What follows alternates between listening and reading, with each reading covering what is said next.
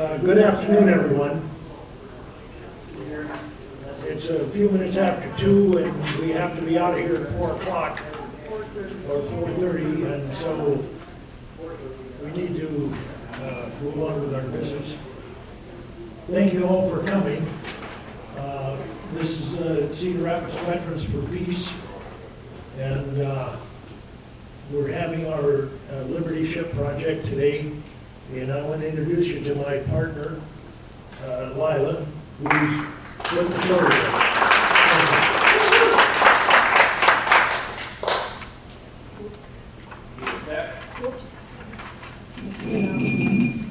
I'm Joe's proverbial perennial assistant. I will celebrate my assistantship next month. My 57th year of assistantship to Mr. Ossie.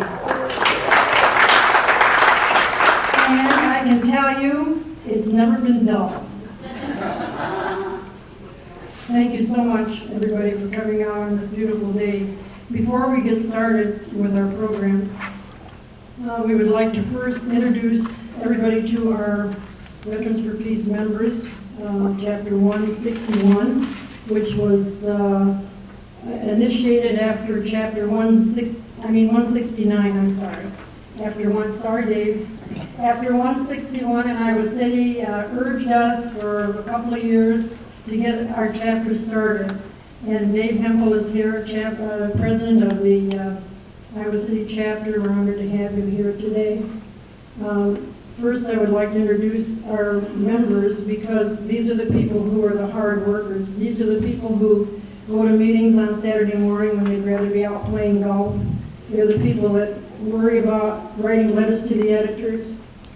Scott, Steve, Jan, Jim, Joe Stutler. I don't see Joe here. Joe? Dan? Ingrid? Well, these are the people that are concerned about the condition of the country, condition of our military, what's happening, and we'd like to honor them because they're the workers. They're the people out in the street. They're the people with the banners. They're the people with the signs on the corners. You know, it doesn't matter if it's winter or if it's raining or if it's sunny. They're out there challenging our elected officials to do their job and to do their duty, to keep this a country that we're all proud of and happy to live in safely and securely. First of all, I'd like to introduce Robin Cash, Clark Reiki, Gail Coleman, and Joe Ossie. These are the people who are here. I don't see Gail though. Who are the founders of Chapter 169. These are not only people who started this chapter, but they are the writers and the thinkers. Gail was for many years in the International Peace Day chairman, and Robin is a noted writer. He writes about public banking. You'll find his literary work on the table. And Clark, you don't see Clark, but he writes about instant runoff voting. They're all concerned about these issues which affect all of us. We also have, these people should stand so you see who they are. Oh, I do have to say that. Thanks. See, my director told me what to say. Thank you, Joe. Robin standing, Joe standing. You have to stay standing, Joe. Art's not here, Gail's not here. Jan and Steve Patterson standing. Jan and Steve Patterson are involved any issue in Cedar Rapids or Iowa that concerns the health and welfare of Americans and Iowans. You will find Jan and Steve there, whether it's 350.org or if it's indivisible.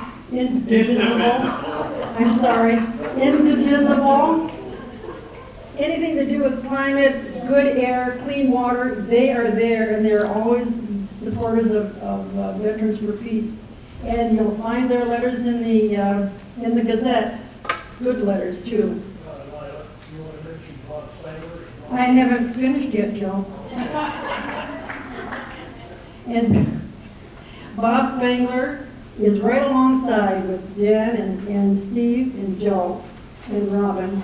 Bill Ossie, brother Bill, when he graduated from Cornell in 1963 or 64, the first thing he did was join the Peace Corps and go across the sea to Africa against his father's wishes. There he is. He came in, and he was seeking peace between Africa and America long before some of you were born. Not all of you, but some of you.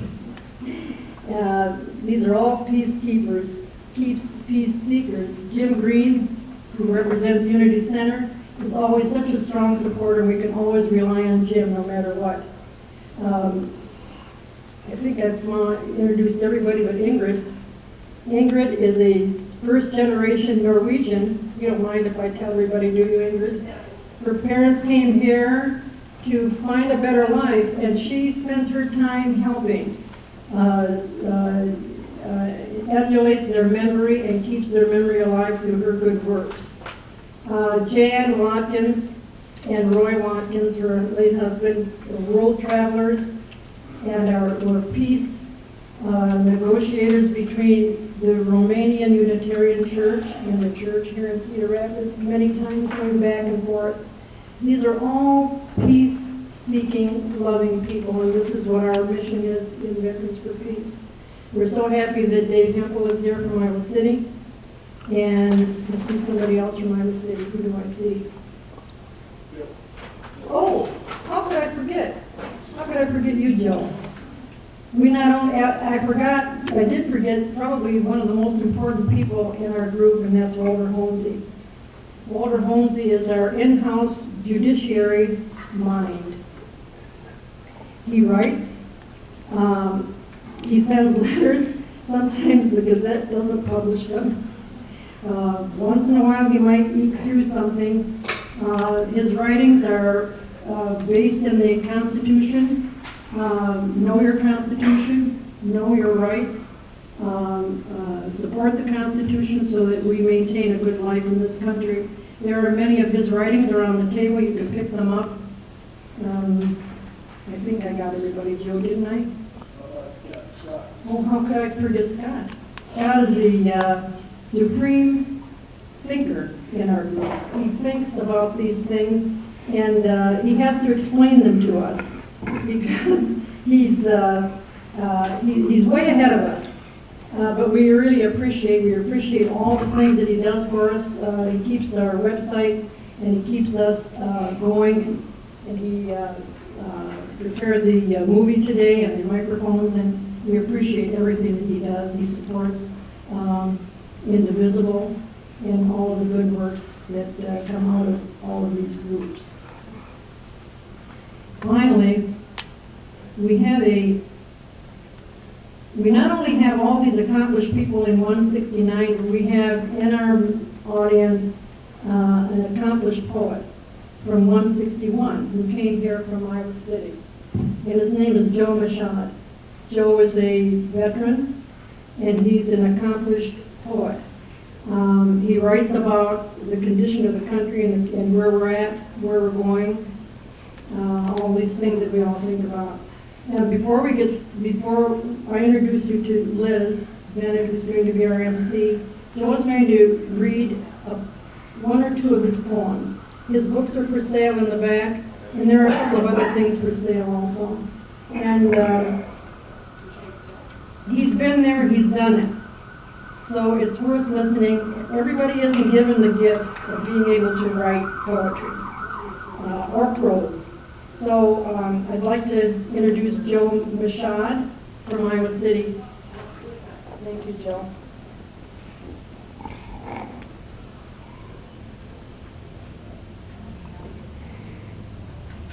I've had some of my poetry published in the newspaper, the House Organ for Veterans for Peace. And I put a collection of them together and recently, and this is a copy of it here. And I gave a free copy to every member that I could find.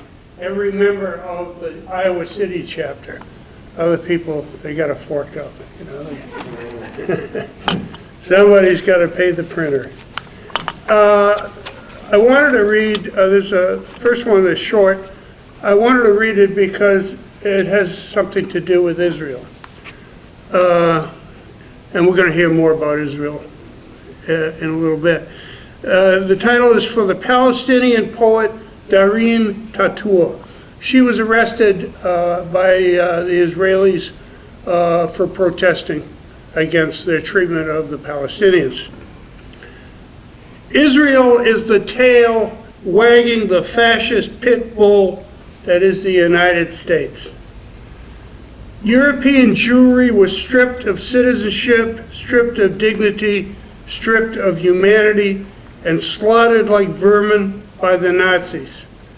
Yet shame of shame, many of the children of Holocaust parents have become the new Nazis, and the Palestinians the new Jews. One of the things we talk about in Veterans for Peace is the cost of war. And there's a book up there somewhere by Smedley Butler about war being a racket, and it's well worth reading. Smedley was, wasn't he a Marine general? Marine general. Yeah. And this poem is called, I'm not sure, I only read it, so I'm not sure how to pronounce it, either M-O-A-B or Moab. And it was written in April 14, 2017, right after I read a news article about it. It's not surprising that in a nation where business entities have been given the rights of individual citizens by an act of Congress, that bombs are now personified. Yesterday, the GBU-43, the mother of all bombs, was dropped on Afghanistan. Proudly, the Pentagon boasts that 36 ISIS fighters were killed and a network of caves and tunnels destroyed. They have eliminated 36 suspected combatants at a cost of $444,444 per victim, not counting the $300 million spent on the bomb's development. Surely for the Pentagon, this is a bargain. Certainly this is worth sacrificing meals for the hungry, medical care for the sick, education for the bright and the dull, and jobs for the poor and needy. It is estimated that a single rifle bullet costs about 25 cents. If you multiply 25 cents by 36, it comes out to $9. Personally, I think that the American taxpayer has been truly buggered. That's a British term.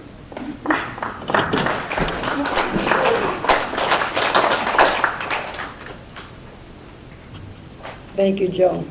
Appreciate it. Our mistress of ceremonies today is Liz Bennett. I think we all know who she is. She has been a senator from the state Eastern Iowa for 5 years. She's a transplant from Illinois. We accept her. She comes from a military family. Her dad and her brother were Marines. She is also a Cornell graduate, and she's a animal person, she told me. She loves German Shepherds, and she was a German Shepherd rescue person. So we're really honored to have her today to MC the rest of this program. And so let's give a round of applause to Liz. And a round of applause to all of our other members that we introduced before. Thank you all. Thank you, thank you. Just tripped on this, yeah. This way. Thank you. Well, Layla, I really appreciate the warning about these wires up here, because I did get kicked off the ballet team. I'm not going to say what for, but might have had something to do with falling over things. Folks, I just want to thank you all for all of the work that you do, for all of the ways that you have served your country. And special thanks to Layla and Joe for inviting me to MC this event today. It's with great privilege that I will introduce to you today Bryce Lockwood and Mike Shaley, who survived the U.S.S. Liberty disaster. But before we do that, Lila has asked me to lead us all in reading the mission statement of Veterans for Peace. Do you all have it? I bet some of you have it memorized. Okay, here we go. We, having dutifully served our nation, ability to serve the cause of world peace.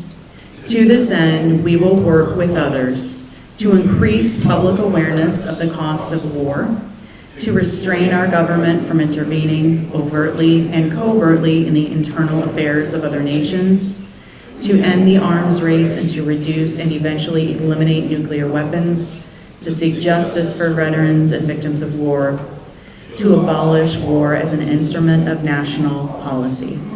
To achieve these goals, members of Veterans for Peace pledge to use nonviolent means and to maintain an organization that is both democratic and open, with the understanding that all members are trusted to act in the best interests of the group for the larger purpose of world peace.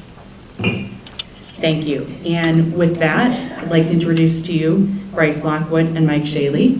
And I'm not sure if you gentlemen want to say a few words before we start the movie, or should we just start the movie? Just start the movie. All right, let's start the movie. Thanks, Scott. Thank you very much, Scott, for your technical help with that. I would now like to invite Bryce up to give some comments on the film. Following that, we will have some Q&A, and then I'm going to tell you about a special project after that. Thank you.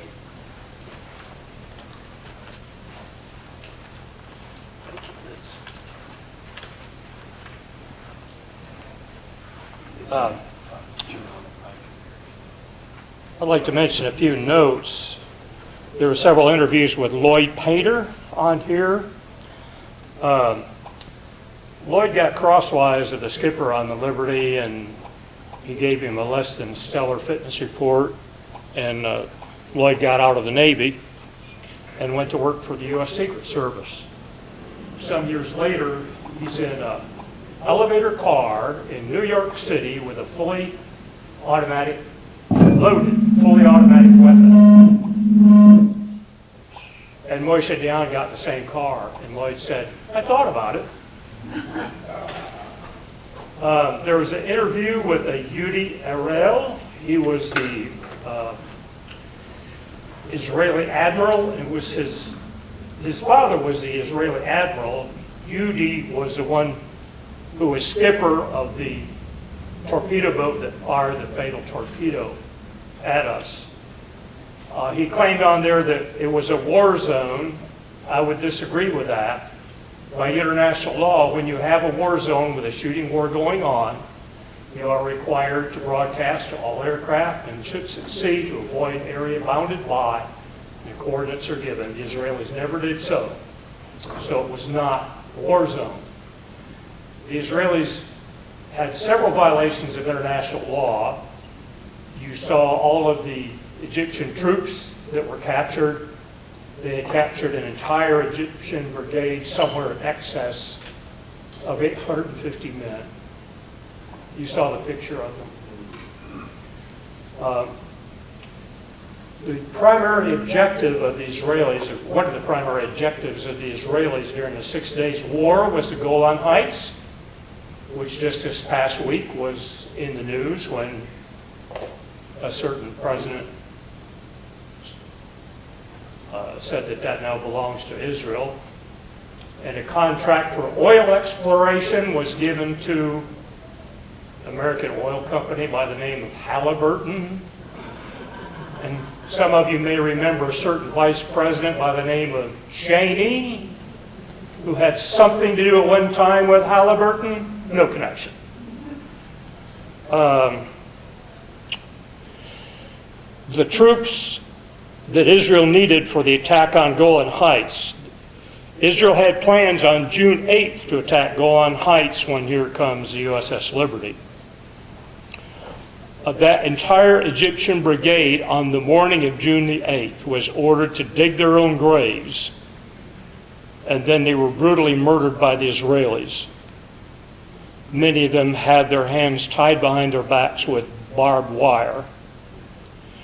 What was very ironic about the whole situation, it was some 19 years later when I picked up a copy of the Springfield, Missouri News Leader, and there was an article on the second page about this big that mentioned that 2 Hebrew journalists had blown the whistle on the Israelis brutally murdering all of those captured Egyptian prisoners of war.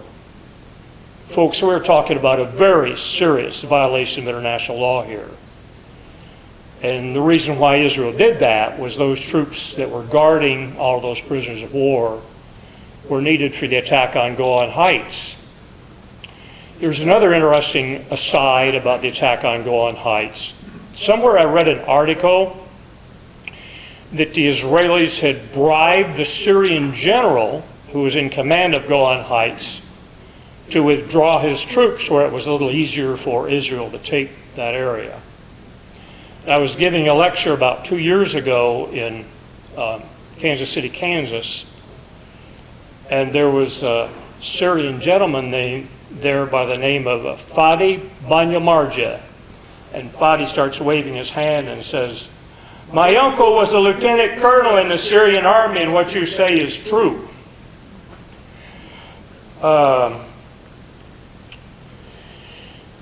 There was a pilot mentioned who complained that it was identified as an American ship and questioned his orders. Some of you may recall in the 1970s there was a U.S. congressman that ran against Richard Nixon on the Republican National Committee for the nomination for president. His name was Pete McCloskey. Pete was a highly decorated Marine from the Korean War. He was awarded the Navy Cross, Silver Star, Bronze Star, 2 Purple Hearts. A delightful gentleman. Pete McCloskey interviewed this Israeli pilot in the U.S. medical prison in Springfield, Missouri in 1986. Pete sent me a copy of his dossier of the interview with this Israeli pilot, and it's a ½ an inch thick. I have a copy of that at the house. Also within that dossier, Pete had been to Canada and was interviewing a Mossad agent who had defected. Ironically, he would not come to the United States because, as he told Pete McCloskey, my life would not be worth a phony nickel in America, so he stayed in Canada where he felt more protected from the Mossad after he turned tail on them. There's Peter Hoonan that was mentioned in the film Operation Cyanide.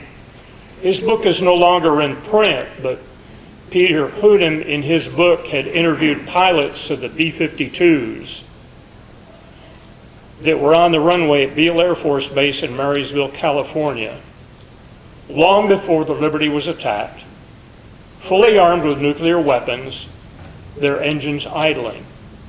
Why? Before we were attacked. I'd also like to mention, coming home, I was medevaced off to the Carrier America. I had essentially the same wounds that Mr. Lewis talked about in the film. David Lewis, who was a senior operations officer, senior research officer, he always corrects me, senior research officer aboard the Liberty. He was the man in charge of all the intelligence collection and operations aboard the Liberty. He and I were in a conversation about these ditching bags, which we'd use to keep all of our classified information in. There were canvas bags about so tall. They had brass ferrules in the side and lead weight in the bottom. The idea was to put all of our highly classified documents in those ditching bags, get them topside and pitch them over the side in the seawater. By the time they'd been to sea for a period of time, they would have been virtually unusable to anybody. And I had been in the area where the torpedo struck, and the assistant division officer, Lieutenant Bennett, stuck his head in the doorway and he said, "Sergeant Lockwood, would you come here a minute, please?" I stepped out into the passageway, and he had just got me in a conversation with Mr. Lewis about getting a working party together to get these ditching bags topside and pitch them over. It's a Marine's job to get shot at. And they were doing some shooting up there when there was a blinding flash and a deafening roar. I thought life was over. Knocked me to the deck. The first thoughts that came to my mind said, well, Lord, I guess this is it. I guess I'm coming home. At least Lois and the kids are taken care of. And I felt something cold. And I looked down and water was gushing in. And I struggled to my feet and I heard a moan behind me. I didn't know who it was. There was a sailor. It was 25 years later that I found out it was Joe Lentini that had been interviewed several times here in the film. There had been a piece of a rocket which had penetrated all the way through the ship and struck Joe in his left thigh, and he was bleeding rather profusely. He sat down on the deck and leaned up against the ladderways, a steep ladder that was our only means of egress from our operations area, and was putting a tourniquet on that wound when the torpedo struck. And Mr. Lewis had mentioned these temporary bulkheads that separated our office spaces. You were only allowed areas of access where you had a, quote, need to know. The idea was to protect information, which, excuse me, our current president is rather careless with, but anyway, that sheet steel bulkhead, when the torpedo struck, just boom, like a gigantic mushroom, caught Joe's leg and literally made toothpicks out of his left leg and tangled him up in the jagged pieces of steel from that bulkhead. And I didn't know who it was at the time. I heard him moaning. I got my arms under his arm and tried to pull him loose, but he was wedged in there tightly between the ladderway and that bulkhead that exploded. And if I said, come on, I can't do it by myself, you got to help me. And I didn't know his left leg was just useless.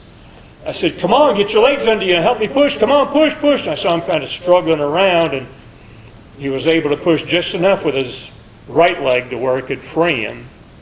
And he was choking on seawater by that time. The water was almost at the overhead. We had about 1.5 feet of space above the water line. And most of the sailors were crowded on the ladderway, which led to the next deck above, and there was a lot of shouting. And I saw this body kind of floating out the hole, and I'm holding on to these pipes up here to reach down and grab a hold of him. And as loud as I could, I shouted, knock it off. If y'all don't settle down, none of us will get out of here alive. And I heard Lieutenant Bennett, who was the division officer, was at the top of the ladderway, and he's pounding on the hatch. And he said, this is Lieutenant Bennett. Open this hatch. And apparently I passed out because I don't remember anything for some time after that. When I apparently regained consciousness, everybody was gone. I was there by myself holding an unconscious sailor, and the hatch had been sealed shut. They say I took out a man and went back, and I have no recollection of that. I think there's a very good possibility I was mistaken for one of the sailors, but the uniforms are a different color. I was medevaced off to the Carrier America, placed in a hospital there. I was there for 10 days until I was pretty well healed up from my flash burns.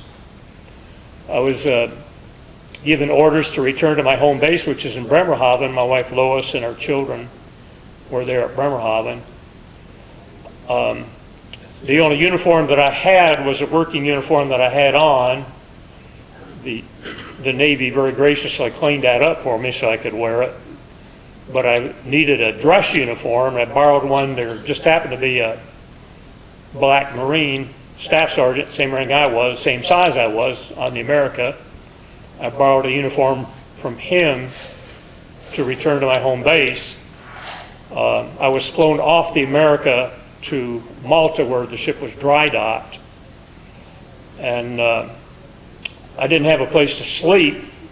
I wanted to see what was going on in the ship, wanted to see where the torpedo hole was.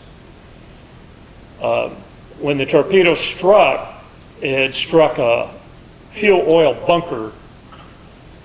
That fuel oil, which is used to fuel the boilers aboard ship, is a very heavy waste oil, and it just stinks.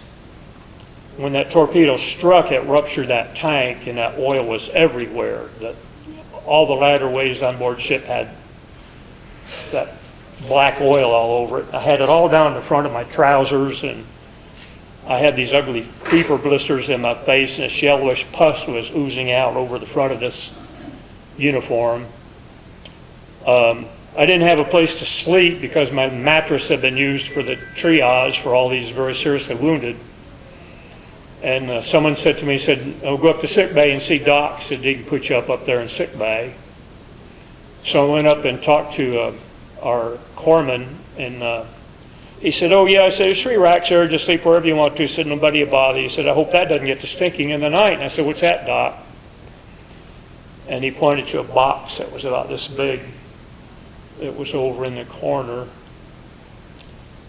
and it was labeled unidentified human body parts, and that's what's buried in the mass grave at Arlington National Cemetery. The next morning, fairly early in the morning, I received orders to return to my home base in Bremerhaven, and I went to the baggage locker. When I left my home base in Bremerhaven, I was working with a VQ2 at Rota, Spain, and we were ordered to travel in civilian clothes. Yeah, right. I mean, here we are with these butch haircuts and shaved sides, and we actually look like civilians, sure. Anyway, I had my brand new Samsonite suitcase that was in the baggage locker that was up in the front part of the ship. And when I got it, there was a shell hole about this big in one side and a hole about this big in the other side. And my dirty laundry was hanging out that big hole. I rode a C-130 from there to Naples, Italy. I spent the night in Naples, Italy in the hospital there, and I was given a train ticket the next day to go to Rome, caught a flight from Rome to Munich, Germany, and caught a train from Munich, Germany to Bremen and then to Bremerhaven. Finally got home after traveling in the same uniform for 5 days with this bunker oil all over it. When I got to my apartment, I didn't have a key and Lois wasn't there. The neighbor lady came to the door, Betty Bragg, and she took one look at me, and I was the stinkingest, awfulest mess you ever laid eyes on. And she said, "Oh, Bryce," she said, "Lois has gone out to the base to get the mail." I said, "Come on in, I'll get you a cup of coffee." And she sat me down over in the corner, and a few minutes later she said, "Oh, here comes Lois now." And she went to the door and she said, "Lois, you need to come in here." My wife had just gotten a letter from her mother that her grandfather had passed away. And she and her mother didn't get along just marvelously well, but she was really close to her grandfather. And then to come in and see this awfulest mess and not know what happened. I was authorized to send one telegram when I was aboard the carrier America, and I sent a telegram to her, which my commanding officer in Bremerhaven got and refused to give to her. She didn't know whether I was dead or alive. And then to see this awful mess, and my youngest daughter took one at me and just started screaming, "That's not my daddy." Like, welcome home, pal. I'd like to open it up for questions. Yes, sir. Now, the Israeli scientists claim that this attack was a mistake. In a mistake, you render assistance. When did they render you people any assistance? Not until the morning of June the 9th, when the destroyer U.S.S. Davis came to our rescue. And I became quite good friends with several of the crewmen that were aboard the Davis. One of the men, there was a whaleboat that was sent over from the Davis the next morning that had damage control people and medical people. We totally exhausted all of our medical supplies, as you can imagine. There were 208 Purple Hearts awarded out of a crew of 294, so we were pretty badly shot up. And one of those individuals that came over the next morning, his name was John Conroy, and John was a yeoman in the Navy. He was sent over to type up death certificates for the 34 who were killed. He had breakfast that morning and was climbing a Jacob's ladder. This is a rope ladder with wooden steps that's thrown over the side. And it was thrown over from up near the forecastle. We had 2 gun tubs on either side, the port and starboard side of the ship. There was a large gun tub that had a 50 caliber machine gun on each side. When the Israelis attacked us, each one of those gun tubs had taken 2 rockets. There's a metal shield that went around there that's about 1/4 of an inch thick. Those rockets struck that shield and then the gunners. The next morning, that bulkhead, that entire bulkhead for the forecastle was red with blood. And there were names of those gunners still hadn't been cleaned up. And when John Conroy got to the top of that Jacob's ladder, he's looking at that mess, and it was shocking. And he came very close to falling over backwards into the sea. That was not until the morning of June 9. The mistakes, so-called mistakes. The Israelis claim they mistook us for El-Qasir, an Egyptian ship, half the size, 1/3 the tonnage. El-Qasir was a World War I horse transport, which had not been to sea for 20 years and was waiting to be cut for scrap. Egyptian ships at that time were painted black with hull markings in Arabic script. Every highway sign in Israel is in 3 languages: Hebrew, Arabic, English. Every highway sign in Israel. So don't tell me those pilots couldn't tell the difference between Arabic script and English lettering. American ships are painted gray, so I guess you could say, oh, our pilots were colorblind. Joe Lentini mentioned in here, jamming or distress frequencies, that's a violation of national law. You cannot do that by accident. They claim they didn't see a flag, they shot down 2, and Joe Metters, our signalman, ran a 3. The third one he ran up was our holiday flag, which is the biggest one you have. I have some challenge coins back there. They're about this big. There's a picture of the ship on the back that was taken the next day. And you can see in that tiny little picture, you can see the American flag flying the next day. They claim they couldn't see the flag because of the smoke, but when they smoked until they dropped napalm on us and set us afire. I think I explained about the war zone. I did explain that today. Yes, Walter. Did any of the wounded die in the meantime prior to the Israelis sending assistance? Yes, during the night.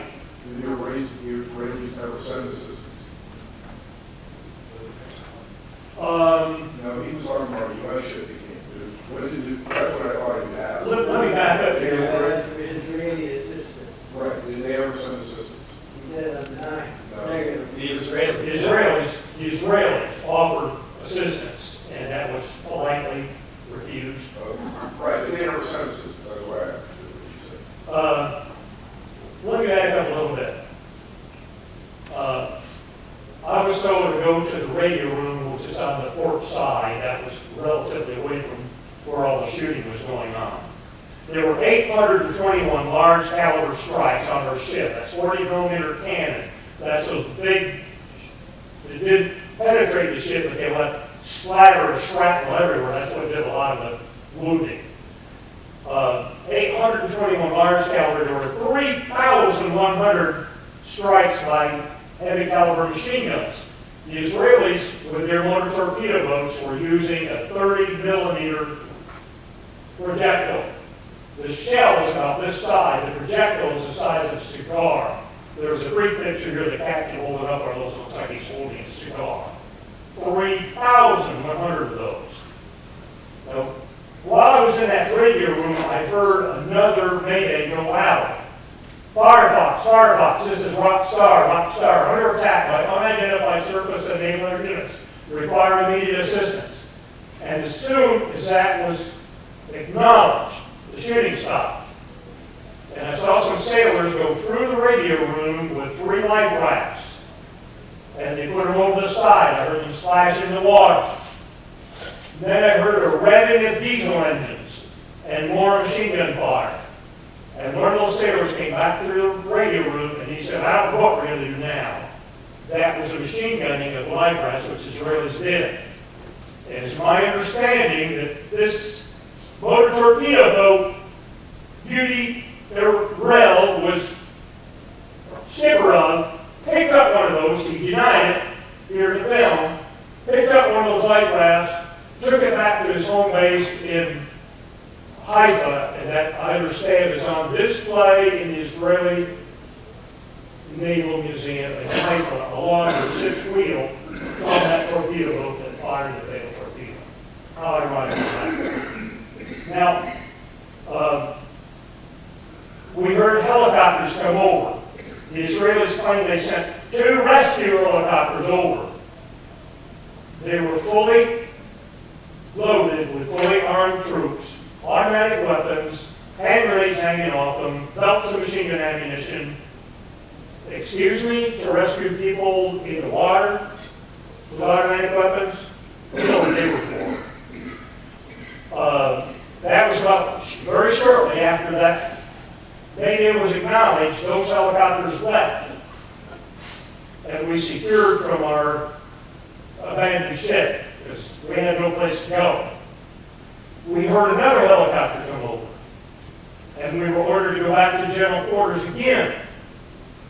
This helicopter was the one in the film where they say the naval attaché came over. We thought we were under attack again. There was a brown paper sack that was thrown down on the deck, on the front deck, which was weighted down with it orange, and it had a calling card in there. The front part of it said, Commander Ernst Castle, U.S. Navy, U.S. Naval Attaché, Tel Aviv, Israel. It fell right next to the severed leg of one of the sailors that was killed.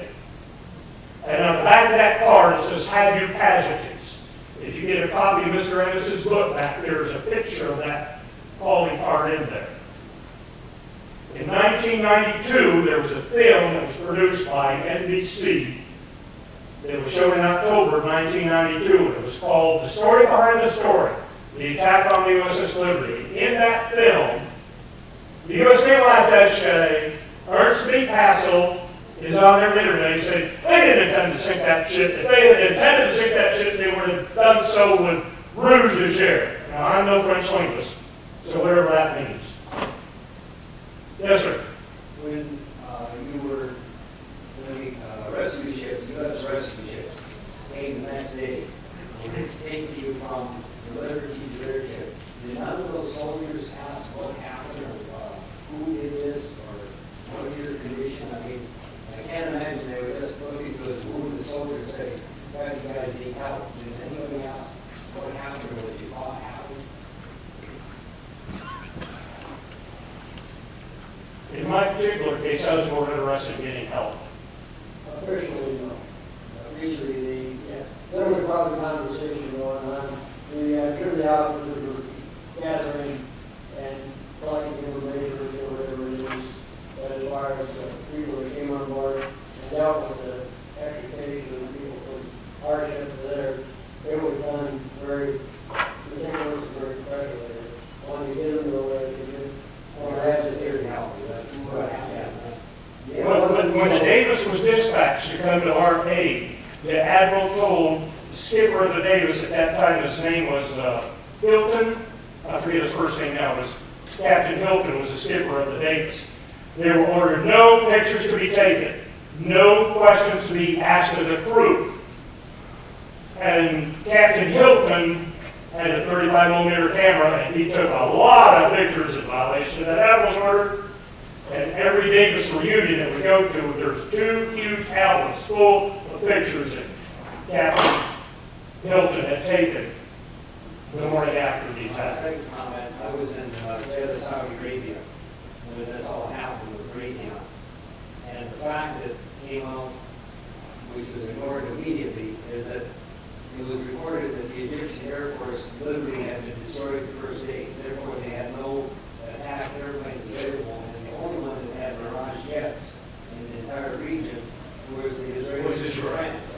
Yes. There's no way that Egypt could have used any aircraft which had been reported destroyed. You saw in the film Mirage jets, yes. the Phantoms that were marked over. In 1968, I was sent back to BQ-2 in Rome, Spain, and I got to meet some of the crew members at Morone Air Force Base, where those Phantoms went to, where the markings were obliterated, and they were given neutral uniforms. And he told me, yes, that is what took place. So the Israelis had the location of every Egyptian aircraft, every Jordanian aircraft, every Syrian aircraft, every tank. And excuse me, the Egyptians were not attacking anyone. They were all in defensive positions. They had their tanks dug in so their artillery from the tanks could shoot far.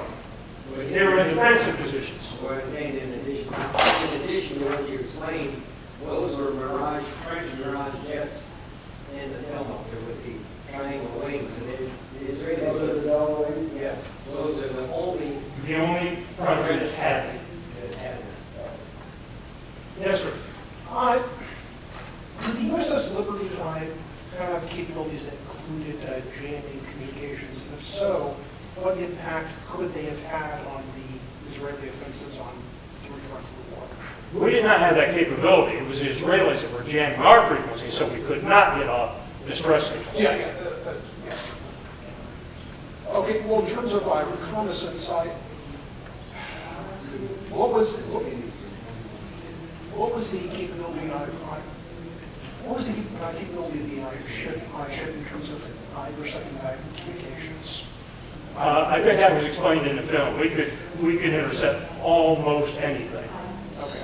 Now, I was a voice section intercept supervisor. I had 3 sailors, 2 Marines, and a civilian advisor in my watch section. Incidentally, they were all killed but 1. But when I was a Russian linguist, and the other linguists that worked for me, 3 of them were Arabic. Both Marines were Arabic linguists. Alan Blue was Arabic linguist. And the other 3 sailors were French and Portuguese linguists. We running out of time, Liz? I think we have time for one more question.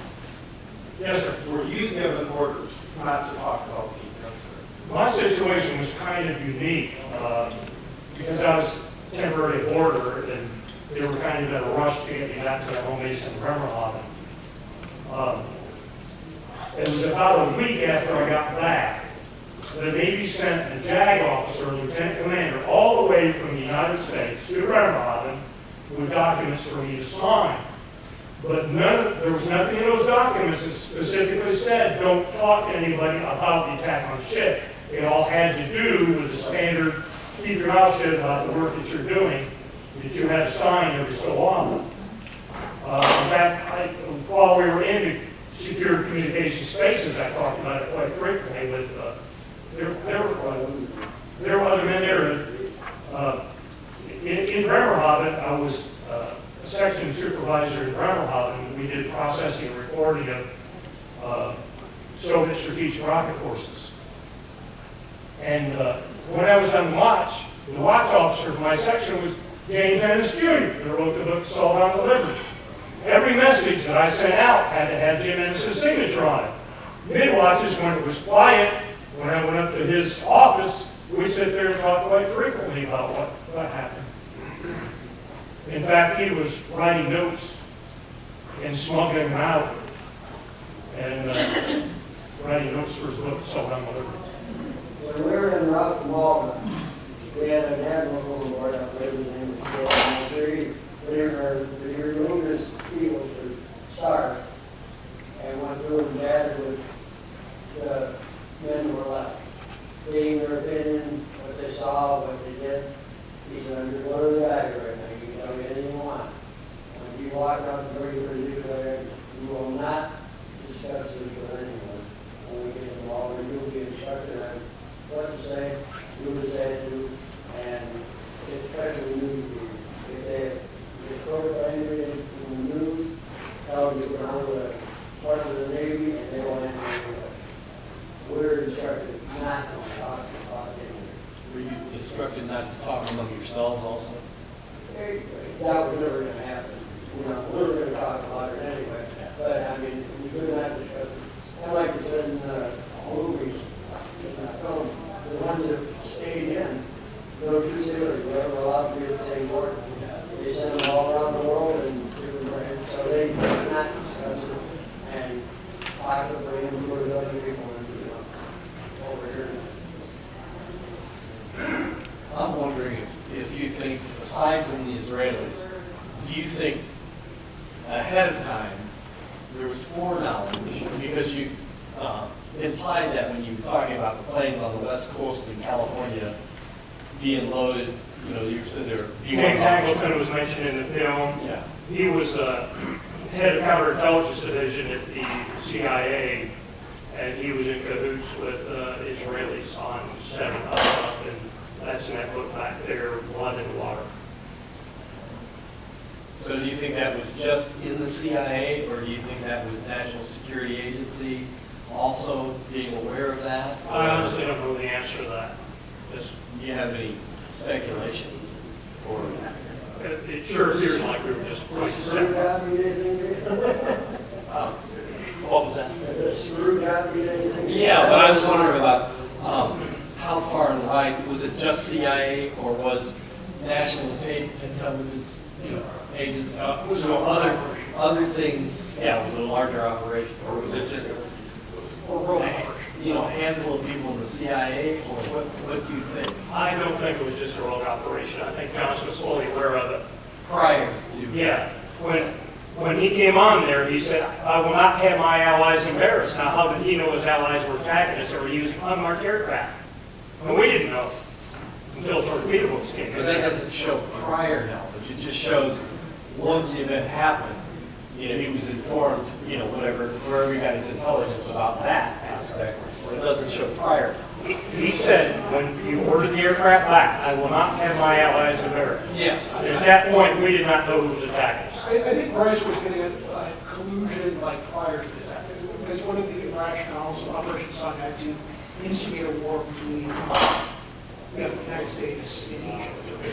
It was a pretext for invading. I guess, if I'm understanding you correctly, you're wondering, was this the intention of the Johnson administration, or do you think that this was limited to Angleton and the conspiracy itself? I think Angleton was the brain behind it. Okay.